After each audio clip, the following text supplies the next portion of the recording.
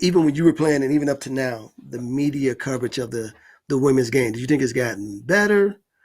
Do you see improvements, and if so, what can be done?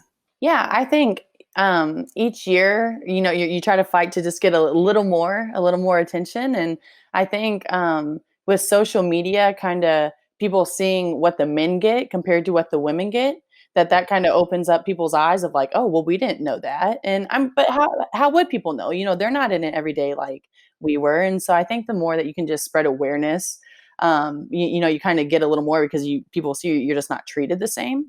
But I know COVID was bad for a lot of people, but for me, being in the WNBA and the coverage that we got, our viewing went out the roof, and it's still that way because people had nothing else to do, and they actually put us on the ESPN channels, the big channels that people watch sports on, and now that people saw and watched us, they like it, but I mean it's super hard before the pandemic. It was super hard to even get a game on the TV. Like my parents have a subscription, but they could barely watch it because it's always blacked out. And so they make it so hard for people to watch our games. And no wonder why people aren't going to watch us because the channel is not even, you can't even see anything. And so, yeah. And so, I mean, the WNBA has got to be better. But I think just with partnerships and COVID, people want to support us and they want to put us on their channels. And so it's pandemic sucked for a lot of reasons, but I think for women in sport, it helped us quite a bit.